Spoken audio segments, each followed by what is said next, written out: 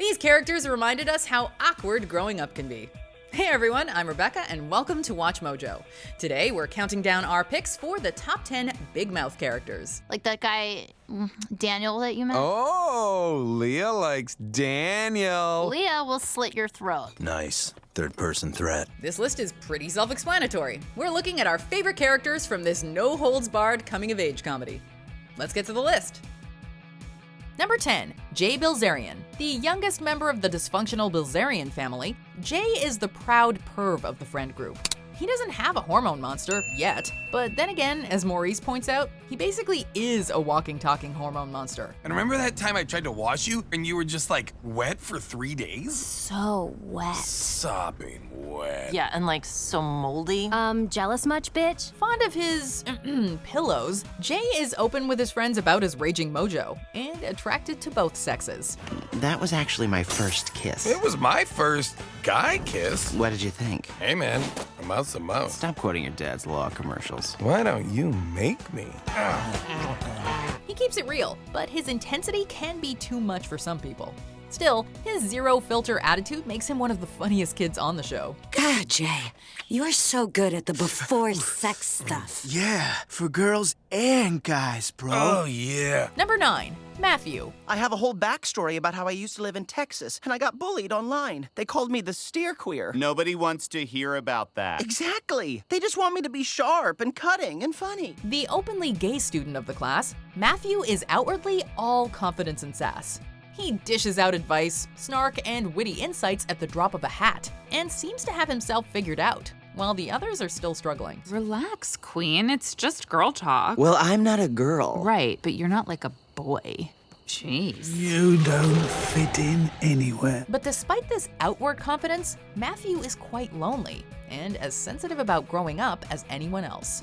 On top of that, he also feels left out because of his sexuality. However, he's not unpopular. He's best friends with Jessi, he has a budding romance with Jay, and he's the favorite of Maurice the hormone monster. Requested.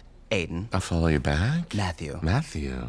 Okay. Okay. Bye. Bye. Oh, you guys are making beautiful music. Number 8, Elliot Birch. A man can touch another penis or even kiss one very lightly, and it still doesn't necessarily mean he's a homosexual. The loving and supportive father of Nick, Leah, and Judd, Elliot Birch is almost too perfect. If his kids have a problem, he empathizes to an embarrassing degree. If they act out, he encourages them to be themselves. Nothing is off limits. He isn't shy about his emotions and frequently expresses how much he loves his family. Hold my soft, moist hand while this crustacean slices open my scrotum. Ooh. I love you, Nikki. I love you too, Dad. The contrast between Elliot and his wife Diane and their kids, who run the spectrum from normal to borderline psychopath, makes for a hilarious family dynamic, avoiding the usual trope of the judgmental or fretful sitcom parents. Mom. And you may, like me, never have a very big penis. Number 7, Nick Birch. What are you doing? Oh my God. Hi. Hi. Don't look. Of course, I'm not looking at all. The titular big mouth, Nick is a bit of a late bloomer. I'm a big hairy beast. Well, at least you can grow hair. I'm like a tic-tac with shoes. Anxious about all the things that go with puberty, including his height and whether or not he's growing up fast enough, he always feels a step behind his friend Andrew, who got his hormone monster before him. Nick, why are we talking about anything other than you touching Gina's boobie? Oh, I don't know if I should tell them about that. What? It's awesome news! Constantly struggling to figure himself out, he went through a number of hormone monsters, including the geriatric Rick and the utterly naive and immature Tyler, before finally getting Connie, the hormone monstress. However it happened, and you know, it's still new. Sure. It can be hard. Come on, it's not that hard. Despite his insecurities, he's a good friend with a level, if big, head on his shoulders. You mean like the assistant manager at a bowling alley? That's what I look like? Yeah, you really do. Number 6, Missy Foreman-Greenwald. Oh, Nathan Fillion. I want to spend the rest of my life with you, solving space crimes, doing homework, and listening to Wait, Wait, Don't Tell Me. But first, let's dance the merengue. Missy is also something of a late bloomer. While she's smart, articulate, and self-assured, she has a real streak of self-loathing. You okay over there, Missy? This book is really good. It's called The Rock of Gibraltar. It won the Gerson Prize for Historical Fiction. You should read it for Gustavo alone. Her tendency to overthink leads her to withdraw from her friends as she starts to question what she enjoys and makes her feel ashamed of everything about herself, from her body and her sexuality to her outspokenness. You killed him. What? Poor Wiggle. Wiggles? Humped to death by a filthy little masturbator. No! I thought it was just worm dancing. Her hippie parents don't seem to understand how she could become depressed, or that she isn't always the idealistic, uber-mature vision of her that they see. Ultimately, a nerd with a big heart, her unwavering moral compass makes her one of the most endearing characters on the show. Just because these women are okay with their gross bodies doesn't mean you get to be. Get a grip! Number 5, Jessi Glaser. Jessi seems to have it all together. She's friends with basically everyone, she's considered attractive by her peers, and she's got a smart sense of humor. However, things are not well at home, and underneath, she's a mess. How's it going? How's it going? Let me see. This bitch had an affair and then put you in the basement? It's going bad. It's going fine.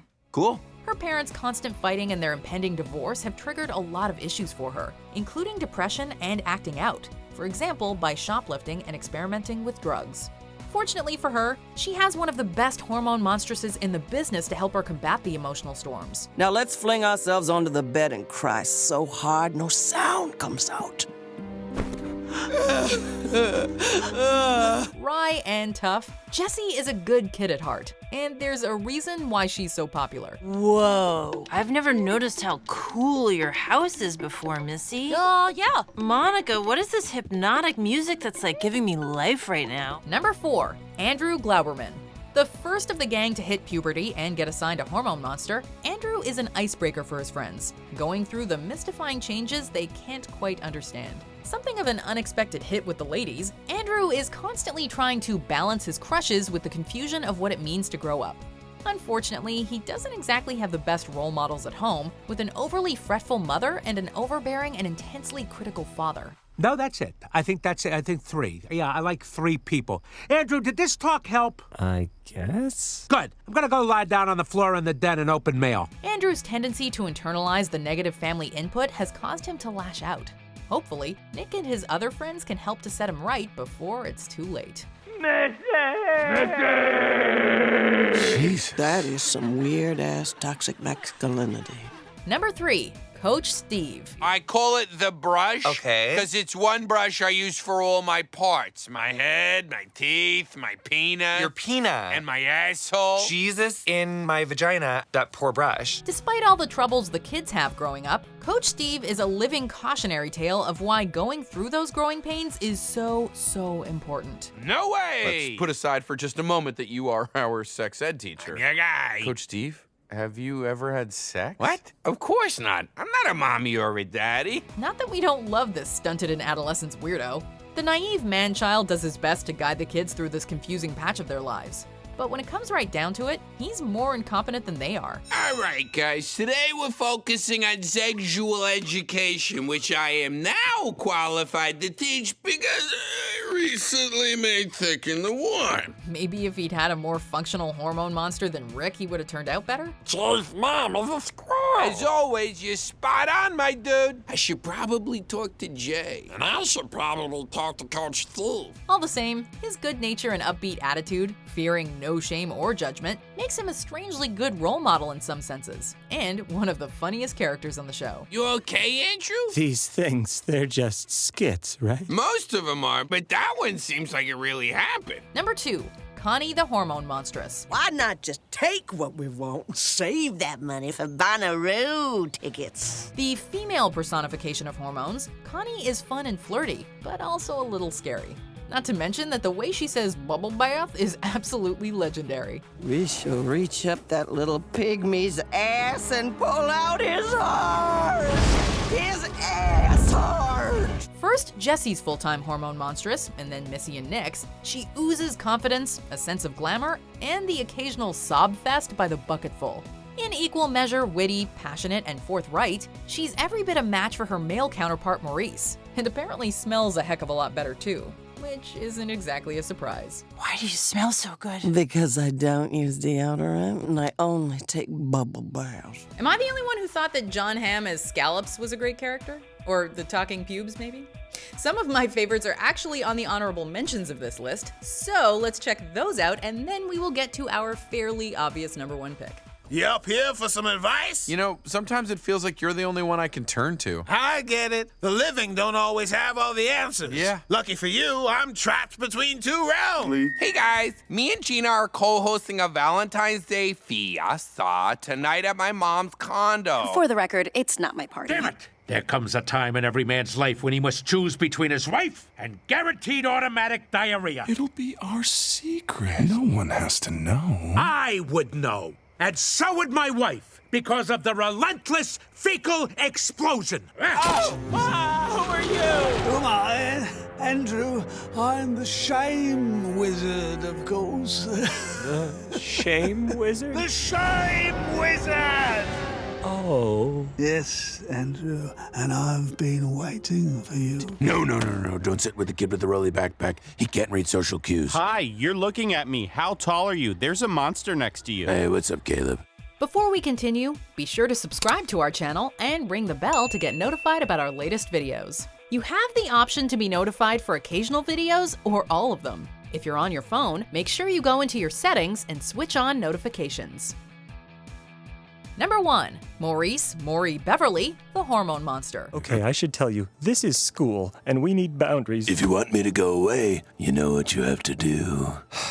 Jerk off. Jerk off, yeah, exactly. A lot of the show's notoriety has to do with this guy right here. Maurice is every crass, perverted, uncontrollable, raging hormone on the planet rolled into one character. What did you think about the Garrison Keillor part? Was that too far? That part made me uncomfortable. Yeah, at the time it seemed funny. No, and I like up stuff like that. You know, Netflix insisted on it. Really? Like Connie, he frequently likes to leap out at his clients at the most embarrassing or sudden moments. Oh, Missy, why did you break up with us? God damn it! Well, oh. Ooh, and crotch level, no less. Yes, please. Absolutely sex-crazed, he tries to guide Andrew and the others under his tutelage in the right direction. Even if that direction is almost entirely motivated by sex, the thought of sex, or the promise of anything remotely related to sex. He's right. He hates when I'm right. He hates it. Like when I'm like, let's jerk off in the shower. Well, it rattles me. You know, you're so often wrong. He has on occasion gone too far, but he's all the more hilarious for his shock factor. I can't be horny and still be a decent guy? Look, as His Holiness the Dalai Lama once told me, you have enough blood to fill your heart or your schwanz, not both. So, which Big Mouth character is your favorite? Side question, can we get a campaign started for me to voice another hormone monstress? Because I would just die. Anyway, come talk to me on Twitter or Instagram about your favorite Big Mouth characters at Rebecca Brayton, or let us know in the comments what you think. And be sure to like and subscribe and watch this other video.